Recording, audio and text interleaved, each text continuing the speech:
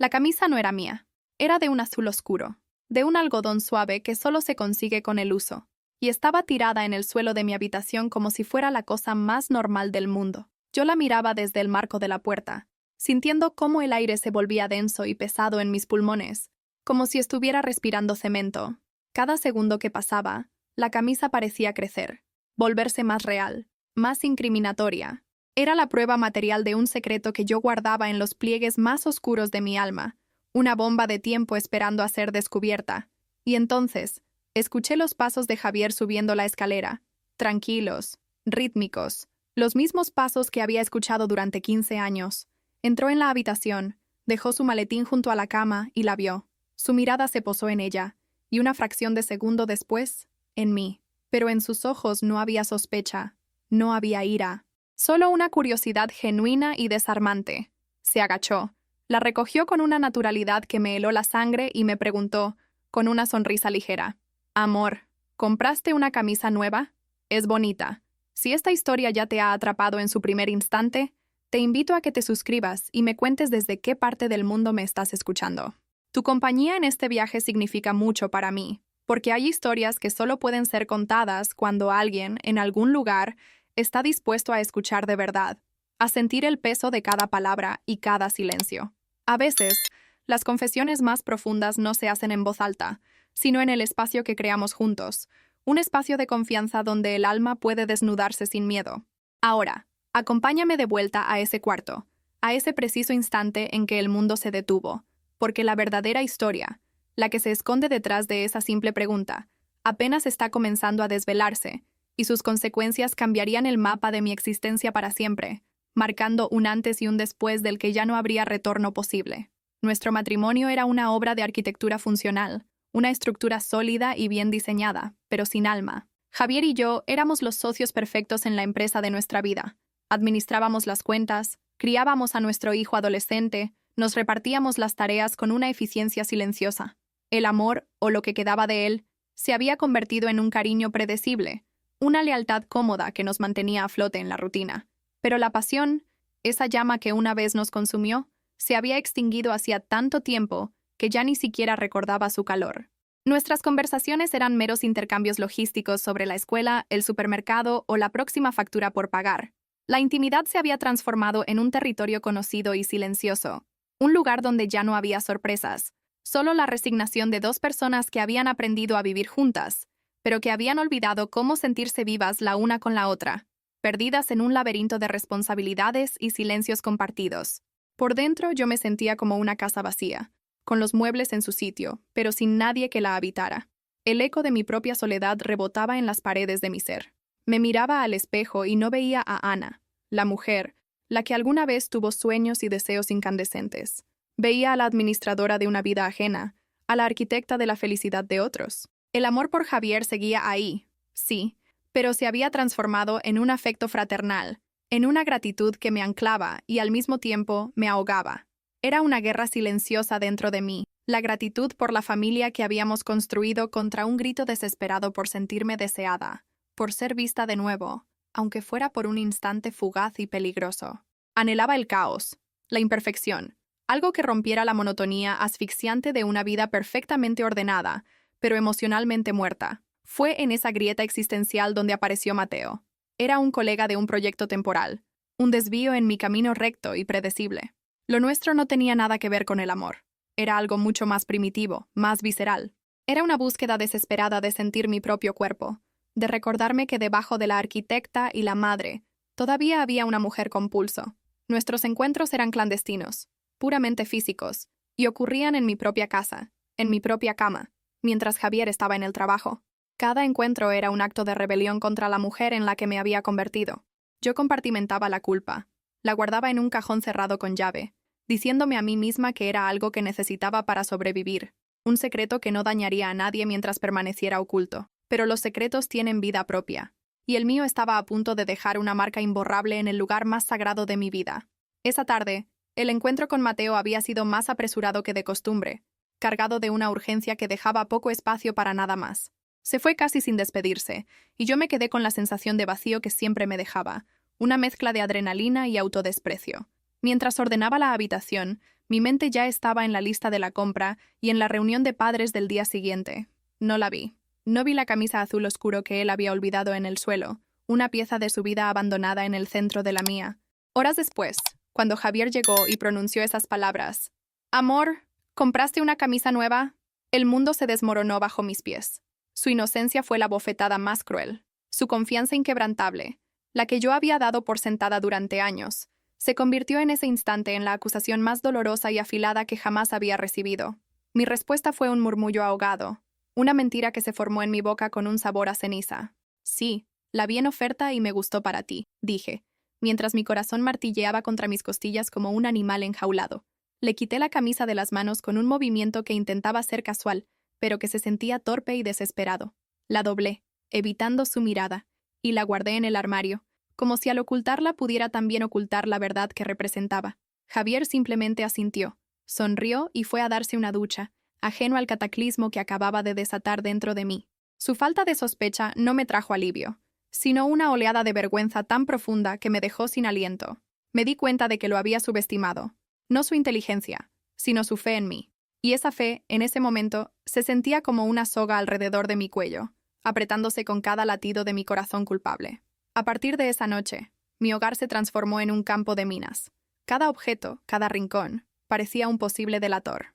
Al día siguiente, mientras Javier estaba en el trabajo, saqué la camisa del armario como si fuera un objeto radiactivo.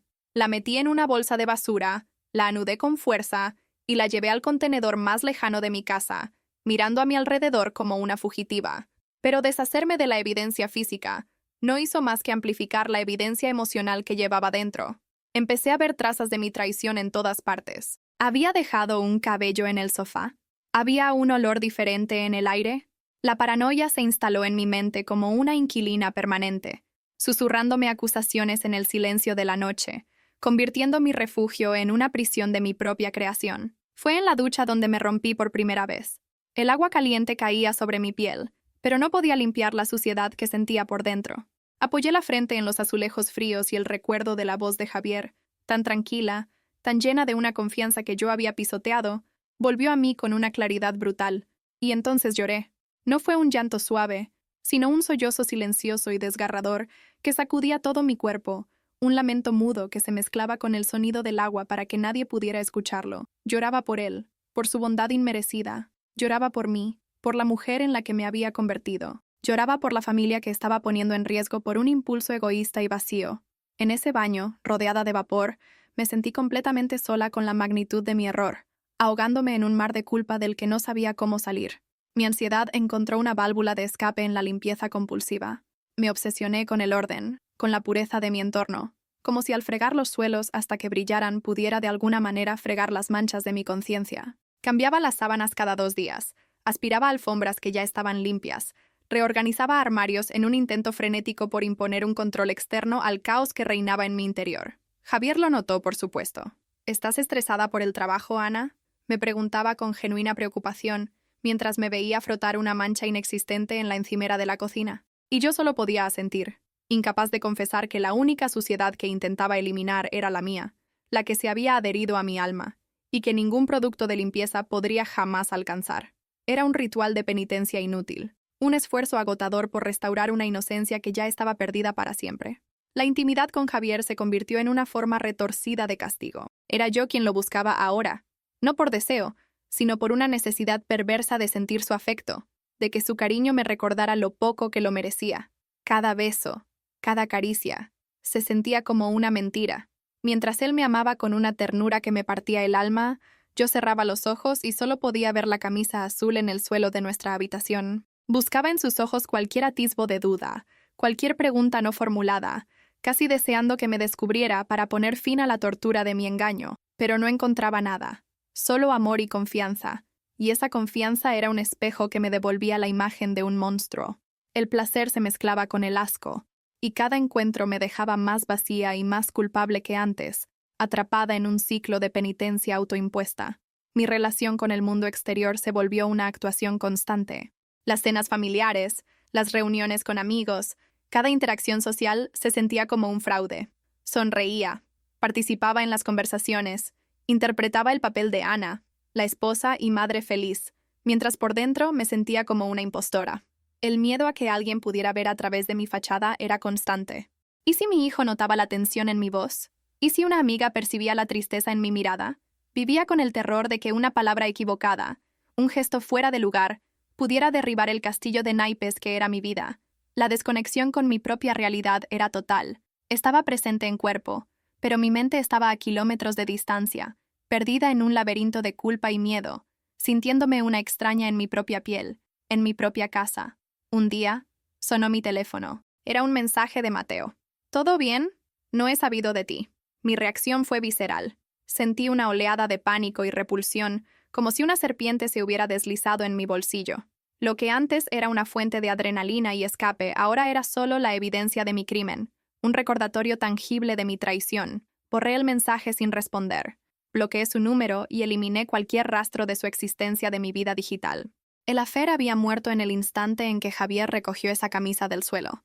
Ya no era una aventura, ni una vía de escape. Se había convertido en una soga, y yo sentía cómo se apretaba más y más.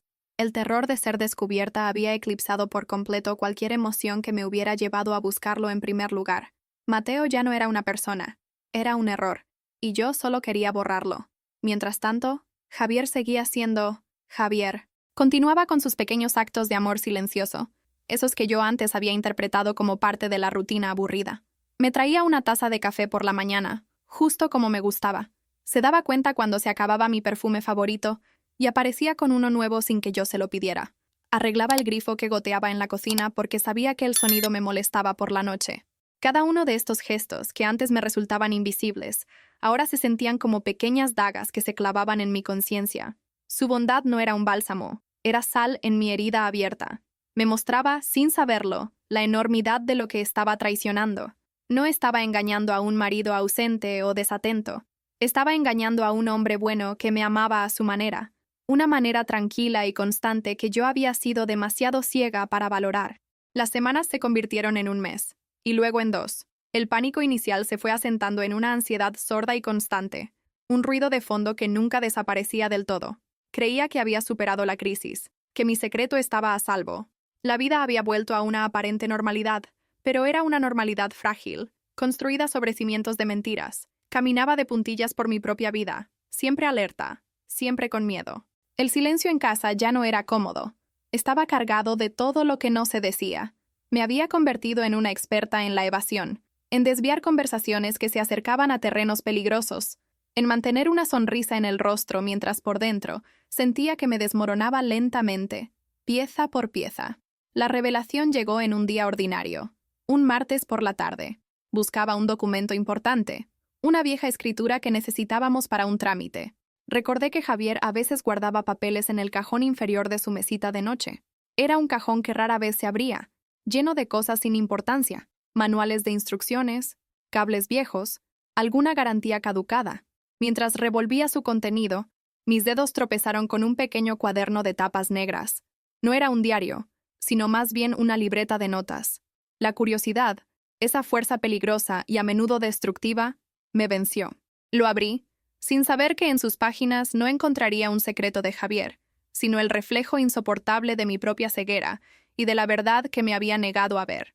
Las primeras páginas estaban llenas de anotaciones breves y concisas. El nombre de un vino que yo había mencionado de pasada que me gustaba. La dirección de un pequeño restaurante rural del que le hablé hacía meses. El título de un libro que dije que quería leer. Una lista de destinos de viaje, encabezada por esa ciudad italiana que una vez soñamos con visitar juntos. Eran pequeños fragmentos de nuestras conversaciones, detalles que yo misma había olvidado, pero que él había registrado con una caligrafía pulcra y metódica. Eran pruebas, una tras otra, de que él sí escuchaba, de que detrás de su aparente distracción había un hombre que prestaba atención, que coleccionaba mis deseos fugaces como si fueran tesoros. No eran grandes gestos románticos, sino algo mucho más profundo. Era el lenguaje silencioso de su amor, un amor que yo había declarado muerto. Y entonces, en una de las últimas páginas, lo vi. La anotación era reciente, de hacía un par de meses. Mi corazón se detuvo. Ponía: recordar comprar para Ana aquella camisa que vio en el escaparate. Se parece a la que estaba en el suelo el otro día. Le gustó el color. Ella merece un regalo. Las palabras saltaron de la página y me golpearon con la fuerza de un puño. El aire abandonó mis pulmones en un silbido. Caí de rodillas, con el cuaderno en las manos, y lo leí una y otra vez, esperando que las palabras cambiaran, que dijeran otra cosa. Pero no lo hicieron. Su inocencia no había sido distracción, había sido atención. Su pregunta no había sido ingenua, había sido una conexión, un intento torpe de compartir algo que creía que me haría feliz. Y yo, en mi arrogancia y mi egoísmo, lo había convertido en una acusación. ¿Te está gustando esta historia? Deja un like y suscríbete al canal. Ahora continuamos con el video. En ese momento, en el suelo de mi habitación, rodeada por el silencio de la casa, la justificación que había construido para mi infidelidad se hizo añicos. La narrativa que me había contado a mí misma, la de ser una mujer invisible, una esposa ignorada, se reveló como lo que era, una mentira conveniente. La verdad era mucho más fea y mucho más simple. No busqué a Mateo porque fuera invisible para Javier. Lo busqué porque me sentía incómoda con la quietud de un amor maduro, y no supe cómo navegarlo. Huí de la comodidad no porque me asfixiara, sino porque me recordaba mi propia incapacidad para cultivar la intimidad. La imagen de Javier como un marido acomodado y distraído se desvaneció, y en su lugar apareció la de un hombre que me amaba con la única lengua que conocía, la de los actos silenciosos, la de la atención discreta, y la conciencia de mi fracaso, de mi terrible error de juicio, se volvió insoportable. Terminar con Mateo fue la parte fácil. Fue un mensaje de texto, frío y definitivo, sin explicaciones ni disculpas. Él no era el problema, era solo un síntoma de mi enfermedad, una enfermedad del alma que yo misma había cultivado. Él desapareció de mi vida tan rápido como había entrado, dejando tras de sí solo el regusto amargo de mi propia estupidez. Lo difícil, lo verdaderamente imposible, era mirar a Javier a los ojos cada día. La tentación de confesar, de arrojar mi culpa sobre él para aliviar mi propia carga, era inmensa. Quería gritarlo todo, solo para que el peso de mi secreto dejara de aplastarme, pero entendí que eso no sería un acto de honestidad, sino el acto de egoísmo definitivo. Sería herirlo para sanarme a mí misma. Y decidí que mi penitencia sería llevar esta carga sola, vivir con el conocimiento de lo cerca que estuve de destruirlo todo. Mi intento de reconstrucción no comenzó con una gran confesión, sino con un gesto pequeño, casi imperceptible. Una noche, mientras veíamos la televisión en silencio, como tantas otras noches, alargué la mano y tomé la suya. Hacía años que no lo hacíamos. Sentí como sus dedos se entrelazaban con los míos, primero con sorpresa, y luego con una calidez familiar que me llenó los ojos de lágrimas. Él giró la cabeza y me miró, y en su mirada no había preguntas, solo una aceptación tranquila. Apagué la televisión y le pregunté por su día.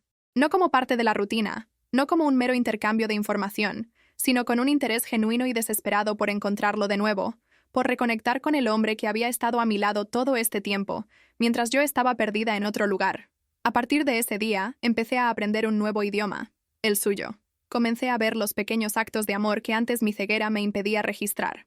Noté la forma en que siempre se aseguraba de que mi lado de la cama tuviera el vaso de agua que me gustaba, o cómo grababa los programas de televisión que sabía que yo quería ver pero que olvidaba.